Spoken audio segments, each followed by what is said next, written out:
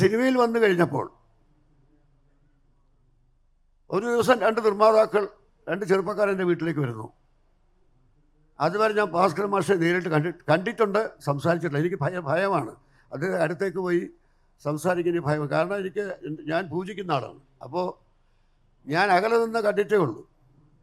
രണ്ട് ചെറുപ്പക്കാർ, കുന്നംകുളത്തുകാർ രണ്ട് ചെറുപ്പക്കാർ എൻ്റെ വീട്ടിലേക്ക് വന്നു. ഞങ്ങളെ പി ഭാസ്കരൻ അയച്ചതാണ്. എന്താണ് ഭാസ്കരൻ മാഷോ എന്ന് ചോദിച്ചു. അതെ, നിങ്ങളുടെ കാക്കാത്തമ്പരാൻ്റെ നോവൽ ഞങ്ങൾ സിനിമയാക്കാൻ തീരുമാനിച്ചു. ഭാസ്കരൻ മാഷാണത് സംവിധാനം ചെയ്യുന്നത്. അപ്പം അതിൻ്റെ കാര്യങ്ങൾ സംസാരിക്കാൻ നിങ്ങളെ കൂട്ടിക്കൊണ്ടുവരാനാണ് ഞങ്ങളെ അയച്ചിരിക്കുന്നത്.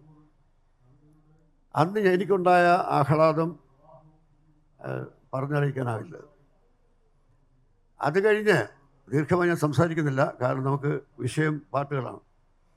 അത് കഴിഞ്ഞ് ഈ കാക്കത്തമ്പരാൻ്റെ സ്ക്രിപ്റ്റ് ഞാൻ എഴുതി, ഒരു ഹോട്ടലിൽ നിന്നാണ് എഴുതിയത്. സ്ക്രിപ്റ്റ് ഞാൻ വായിച്ചു കേൾപ്പിക്കുന്നു. ഇതെല്ലാം തന്നെ ഈ കറുപ്പും വെളുപ്പും മായാവർണ്ണങ്ങളും ശ്രീകുമാർ നമ്മുടെ ചലച്ചിത്ര ജീവിതം എന്ന പുസ്തകത്തിലുണ്ട്. മനോരമ ബുക്സാണ് അത് ഇറക്കിയിരിക്കുന്നത്. അപ്പോൾ സ്ക്രിപ്റ്റ് വായിച്ചു കഴിഞ്ഞപ്പോൾ അത് സ്ക്രിപ്റ്റ് നല്ലതാണെന്നോ ചീത്തയാണെന്നോ ഒന്നും പറയാതെ അദ്ദേഹത്തെ പോക്കറ്റിൽ നിന്ന് 100 രൂപ എടുത്ത് 100 രൂപയുടെ നോട്ട് എടുത്ത് എൻ്റെ കയ്യിൽ തന്നു. അപ്പോൾ ആ പുസ്തകത്തിൽ ഞാൻ അധ്യായത്തിൽ പെട്ട് ഭാസ്കരൻ മാഷ് തന്ന 100 രൂപ നോട്ടൊന്നാണ് എൻ്റെ കയ്യിൽ. അപ്പോൾ എനിക്ക് മനസ്സിലായി എന്തിനാ മാഷ് ചെയ്തതെന്ന് ചോദിച്ചു. അല്ല, ഇപ്പം എൻ്റെ 100 രൂപ ഉള്ളൂ. ഞാൻ സ്വന്തമായിട്ടൊരു സിനിമ എടുക്കാൻ പോവാണ്. അതിൽ തമ്പിയാണ് ആ കഥയും തിരക്കഥയും സംഭാഷണം ഇടുന്നത്. അതിൻ്റെ അഡ്വാൻസായിട്ട് കഴിക്കും 100 രൂപ. അതായത് കാക്കത്തമ്മയുടെ സ്ക്രിപ്റ്റ് ഇഷ്ടപ്പെട്ടു, പക്ഷേ ഇഷ്ടപ്പെട്ടെന്ന് പറയുന്നില്ല. അങ്ങനെയാണ് ഭാസ്കരൻ മാഷ്. അപ്പോഴും അദ്ദേഹം കവിയാണ്. അത് ആ 100 രൂപ എൻ്റെ കയ്യിൽ തന്നിട്ട് അദ്ദേഹത്തിന് പരിപൂർണ്ണ സംതൃപ്തി അറിയിക്കുകയായിരുന്നു. അതുകൊണ്ട് സുദീർഘമായൊരു ബന്ധമാണ്. അദ്ദേഹം ആദ്യമായിട്ടൊരു വീട് വയ്ക്കാൻ തീരുമാനിച്ചപ്പോൾ, ഒരു പഴയ വീട് വാങ്ങി പുതുക്കാൻ തീരുമാനിച്ചപ്പോൾ മദ്രാസിൽ അദ്ദേഹം സുഹൃത്തുക്കളായ അനവധി ആർക്കിടെക്ട്സും എഞ്ചിനീയേഴ്സും ഉണ്ട്. പക്ഷെ എന്നെ വിളിച്ചു പറഞ്ഞു, തമ്പി ഞാനൊരു പഴയ വീട് തമ്പി അത് ശരിയാക്കി തരണം. അപ്പം ഞാൻ പറഞ്ഞു, മാഷ ഞാൻ മതിയോ? തമ്പി കവിയല്ലേ, ഒരു കോൺട്രാക്ടർ വീട് വയ്ക്കുന്നത് കവി വീട് വയ്ക്കുന്നത് തമ്പി വ്യത്യാസമില്ലേ? അതേ കുറച്ച് കവിത കൊണ്ടുവരാൻ തമ്പിക്ക് പറ്റും, തമ്പി വെച്ചാൽ മതി എന്നാണ് പറഞ്ഞത്. അതാണ് ഞങ്ങളുടെ ബന്ധം.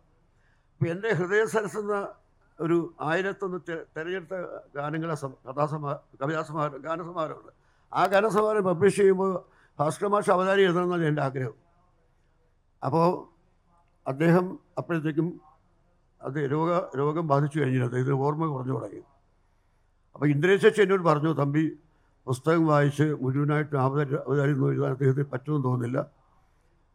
അപ്പോൾ എന്തെങ്കിലും ചെറുതായിട്ട് എഴുതി വാങ്ങാൻ, അപ്പോൾ ഒരു അനുഗ്രഹവാക്യം പോലെ എഴുതി വാങ്ങാൻ പറഞ്ഞു. അദ്ദേഹം അത് ആ സമയത്തും ഒരു തെറ്റും വരുത്താതെ എനിക്ക് എഴുതി തന്നു.